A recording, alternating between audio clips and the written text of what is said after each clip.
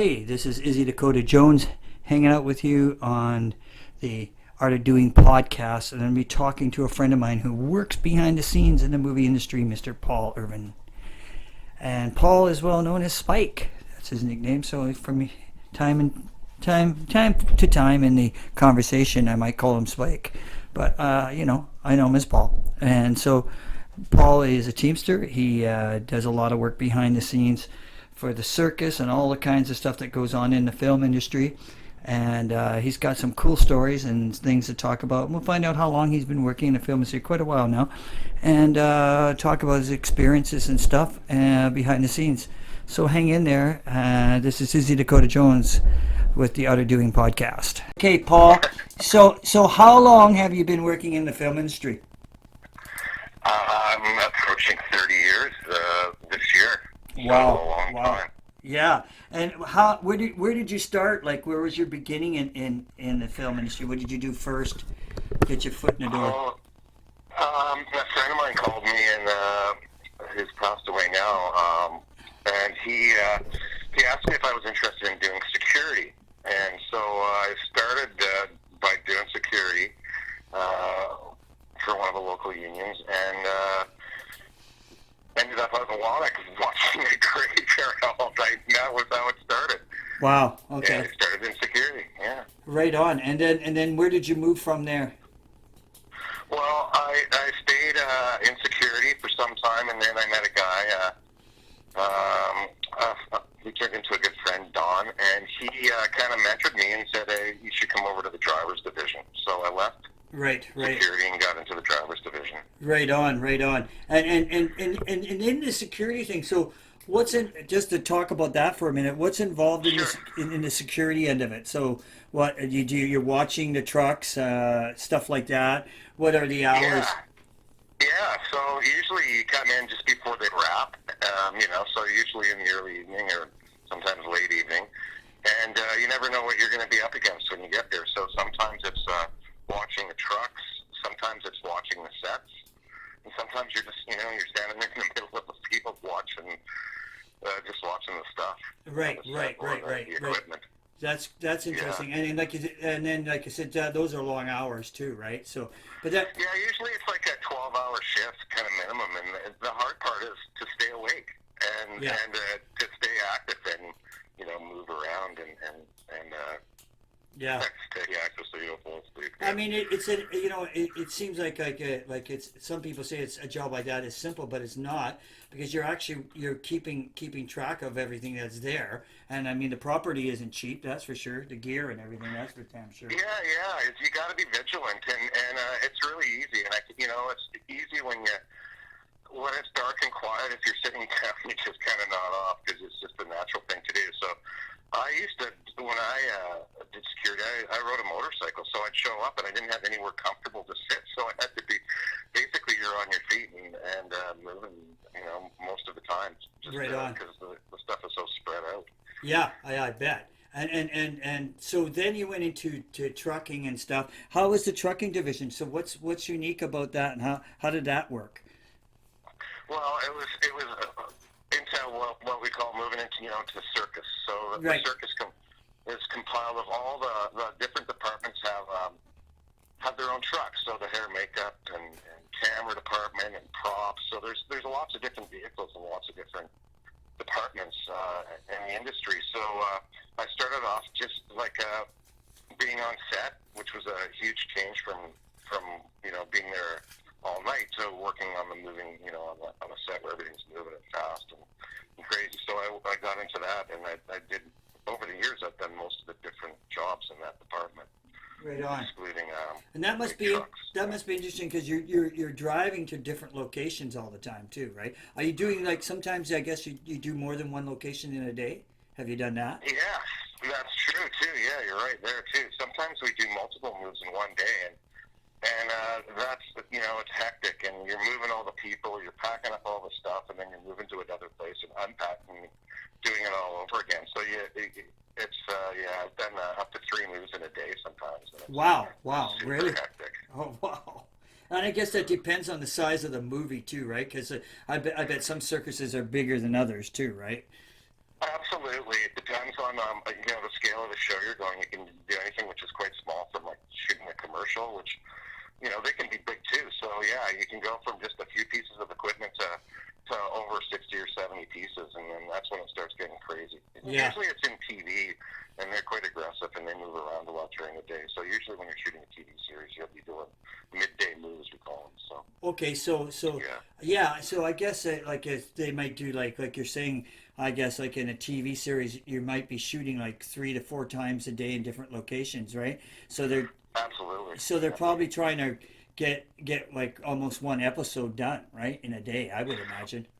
Well, it's amazing because sometimes yeah, I mean sometimes it is like that, and they shoot really quickly and they want to get lots done in one day, and sometimes it's the opposite. You're moving around and you don't get a lot done in a day because you're moving around so much and setting up and tearing down. Right. But yeah, it's sometimes you only get 30 seconds in a day of film. So Wow, it's wow. crazy. Yeah. So what about basically like how long does a setup take? Like I find that interesting because like you just said you can do the shoot and the shoot may only take like 20 25 minutes 40 minutes, but the Yeah. actual setup. So when you get the circus, get everybody in, you get everybody to the location. How long does it take? Yeah. How long does that take you to get all that set up usually? Well, usually, like I always say, you can't move faster than 2 hours. So by the time they say, okay, it's a wrap and we're on the move to the next location, Yeah. and no matter where it seems to be in Greater Vancouver or just the Vancouver area, it usually takes about 2 hours to pack it up, get the guys in the trucks, get to the next location, and get them parked and unpacking. And usually the guys are standing there, chomping at the bit, getting, ready for the stuff there. Yeah. So it's well practiced, and when you do it all the time, you get into the groove, and it happens pretty quickly. But usually 2 hours before the camera's Wow. coming out of the truck and getting ready to work again. Yeah. Yeah, so you got 2 hours for that, and then when the cameras get all that and the lighting, that takes another 2 to 3 hours, doesn't it? Probably, right? Yeah. Sometimes the setups can be really timely, and sometimes when they get into the groove and everybody's really organized. I mean, usually it's the efficiency that the crew can move in when they work together, and it's crazy how fast it can move. Wow, They can move wow, really quickly and do a lot. Over 100 setups in a day sometimes. It's crazy. wow, that's Turning insane. around and just turning around the cameras and moving to the other side to get all the perspectives. And, I've worked on really long days where they've done, tens of setups. It's just crazy. Wow, that's wild. And have you done and in any other jobs have you done beside the trucks? Have you done anything else like Yeah, a couple of different jobs. I've been a production assistant on TV commercials, and which is you're just helping out and controlling traffic and just helping in any way you can. From picking right? up the garbage to dealing with the cast and ushering people and all sorts of stuff. So that was an interesting job, but mostly I've been in the transport end of things for my Right, career. right. And then you also drove people around too, right? You've done that too. Yeah, so there's so many different jobs within the industry and transport, particularly. I've driven the directors, the cast. I've run the department. I've driven all the different trucks. Worked Wow. in set deck, drove the cable truck, Wow. and that just makes you better at what you do. When you do those different things, you're always learning something, and it Yeah, makes you better at what you do. I would imagine Sounds because, fun. like you said, you do when you're doing all those different jobs. I guess you get a good feel for how the day will go, right? Or the day or the night shoot will go, right? Absolutely, and sometimes it's there's a lot of hurry up and wait in what we do, and we get organized and we get everything together. But for us, the day is continuous because we're usually shuttling people and moving to and from the circus, which is usually separated from the set. Right. So there's always something on the go, and the day usually goes by pretty quickly when you're on location. But when you're in the studio, it can go by really slowly. Right. It's So that just, I get. yeah. Oh, I see what you mean. So like on location, you're it's going fast because you're applying people back and forth, back and forth, back and forth. And in the Yeah. studio, I guess everything is right there, right? More or less. That's right. More or less, yeah, that's right. We everything's parked for their convenience so that they can move along quickly and have everything within reach and quickly. So yeah, you get established when you get into the studio, and we get into a groove, and it happens pretty Which do you prefer? Do you prefer the studio, or do you prefer the?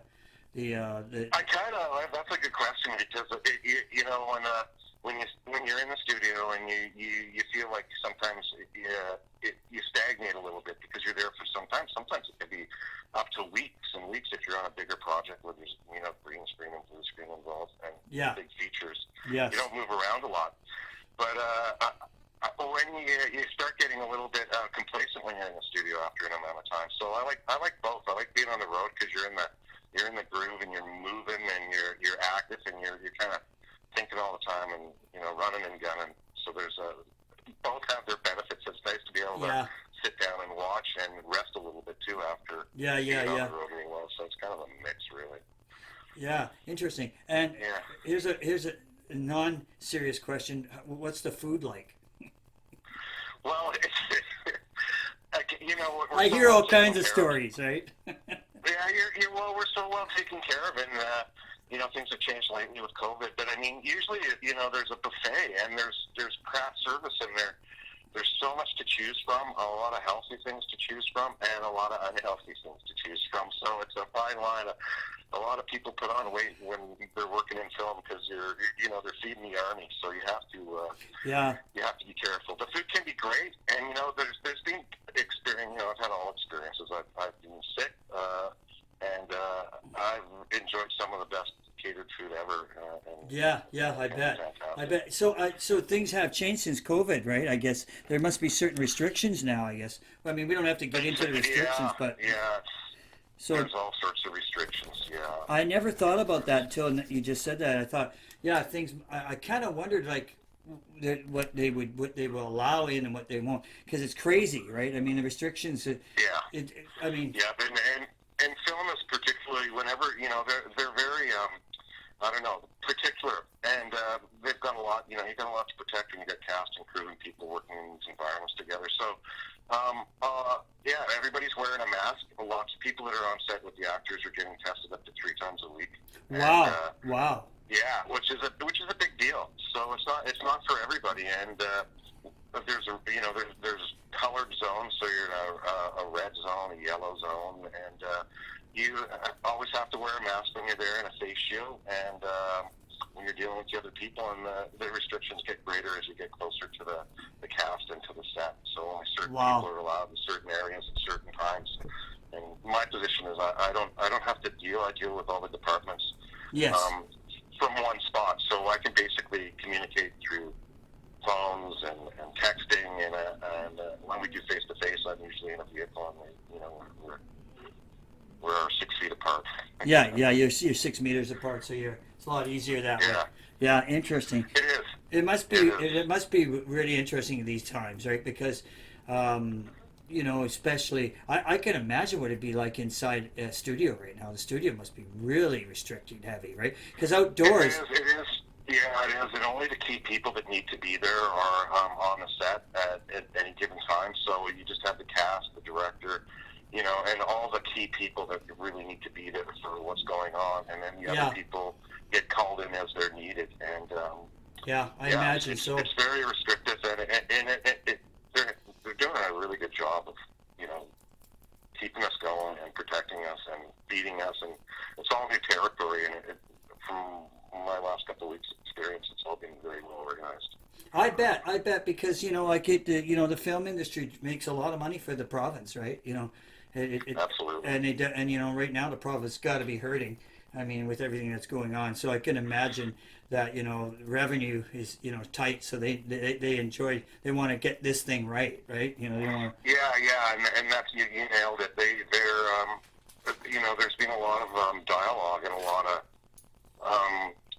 even practice. They were being rehearsed. You get rehearsed before you actually, so you see what it's going to be like before you get there, and have an idea. So.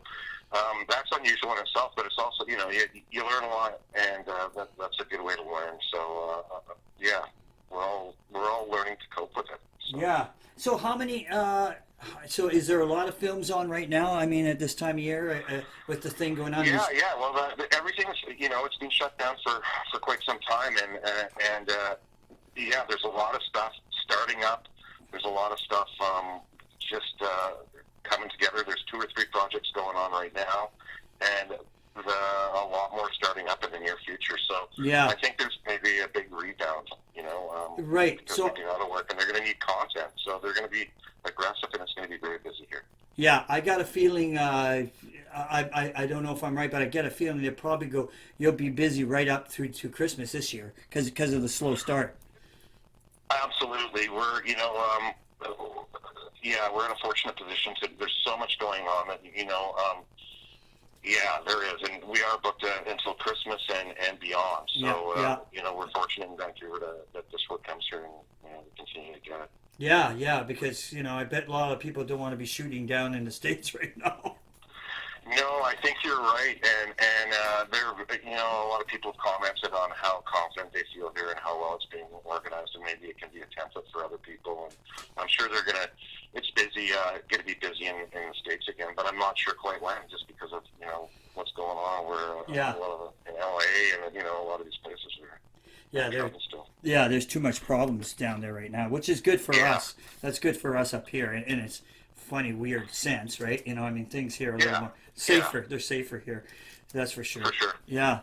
So that's interesting. Agreed. So, would you say more TV series right now, or films coming in? What's? I don't know. It's like, a couple of the big series are starting back up again. I've heard that features are prepping, but I don't know any particular ones. But mostly there's a lot of Netflix stuff going on in Vancouver, and they've been very busy here. They like shooting here, and they're a great company to work for. And they've got a lot of stuff going on in Vancouver. But so do the other major networks as well. So right. It's just busy. Yeah, that's good.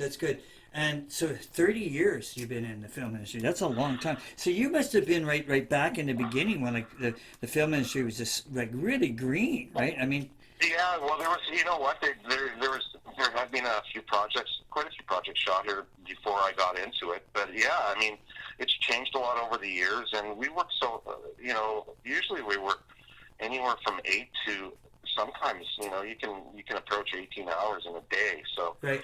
I've been in for almost 30 years. So I think in man hours, I've worked probably close to 50 years just in hours. If you based it on a 40-hour work week, I've probably worked 50 years and 30 years. So when you start back in the early days here, it was small in the beginning, right? I remember that. It was very small, and so if you get your foot in the door in the early days, like you have, there's potential for growth, right? Which is what happened. Absolutely. Yeah. You're right. It's really grown, and the technology's changed, and a lot has gone digital now. It all used to be film, and we were packing film around everywhere. The equipment was a lot heavier and bigger, and stuff has really lightened up with the technology. But, I bet. I was just going to say, I bet everything's a lot more. Yeah, I never thought about that. So everything's a lot more digital, and so the gear is not as heavy. World. Wow, I never thought about that. That's so true. So you got, I bet, when you even with the cameras, the film, and with the cameras and the computers and everything, it's just way smaller, right? So that it is. Yeah. So the trucks, the trucks don't need to be loaded like they used to, probably. It's funny because it seems like there's more equipment. I don't know what's changed over the years, but even though the cameras are smaller, the trucks seem to have grown because they just want to pack everything they can possibly think of. That's like keep going. Yeah, I don't know why that is, but when they call for the stuff, they want it on the floor. So there's so much equipment, and a lot of guys like to have that stuff. So when we get to a location, they empty everything out of the truck onto the floor, into the set area. So when they call for something, it's there. It's right there, and they don't have to run to the truck. So I still can't believe the amount of equipment that's involved in that's filming. funny. I guess if something doesn't work, they've got backup too, right? They got because I can imagine that's a big thing, because you don't want to be held up because of something broken down. But that makes me think of true. It makes me think we were supposed to be a paperless society. I think there's more paper now than anything. Yeah, that's another thing that that's a big thing in film is recycling and paper, and there's so many scripts and so much so much paper involved in what we do, because everything, all the departments need the information, so usually it's on paper. But they've been very progressive in finding new ways to do it, and it's a lot of email and a lot of texting. So you really got to stay on top of that stuff, or you don't miss it. So wow. They've been very good in cutting down on all the plastic bottles and all the paper. So yeah, you're right. It's an industry that's heavy. I mean, everybody wants their bottled water and all that stuff, and we go through it like crazy. But well, I imagine. I never thought about that too. The caterers, so and that must be interesting now with COVID going on too, right? Exactly. So now, it has changed because of COVID. So there's not a lot of like the large bottle of waters we used to supply all the time, and we used to have a lot more background people. So we were going through jugs and up to 40 or 50 jugs of water a day just for all the different, for catering and the craft service people, and now it's everybody's got their own water bottle, and so we're very conscious of that stuff. So. Right on. And you're just starting back on you're off and you're starting back next week on a project, right? Yeah. I've been dabbling for the last couple of weeks, going back and just being fortunate enough to get a few kind of day calls in where you just go in and work for the day, and just to see what the climate was like and how they were handling the COVID and what it was going to be like. So I'm confident enough in what's going on to go back to work. So I'm starting a 2-month project here in the next week or two. Good stuff. Good. Alrighty. Well, I want to thank you, Paul, for hanging in there and giving us some ideas of how it works behind the scenes. I appreciate that. My pleasure. Yeah. Totally, especially after 30 years, man. Like, fuck, if you don't know what's going on, I think I know what's going on. I'm not sure though. Thanks, Joe. Thank you very much. All right, that was Paul Irvine. Why can't I pronounce his name properly? It's early in the day for me to do this podcast usually, so I'm having a moment. Yes, that was Paul. And Paul had some pretty interesting stories to talk about behind the movie scenes in the movies and Hollywood North. So it's great talking to Paul, and I hope you enjoyed this podcast. And we got more coming your way. 2021, this is it. Hopefully we have some changes after the COVID of 2020. So hang in there and take care of yourselves, and we'll be talking to you soon.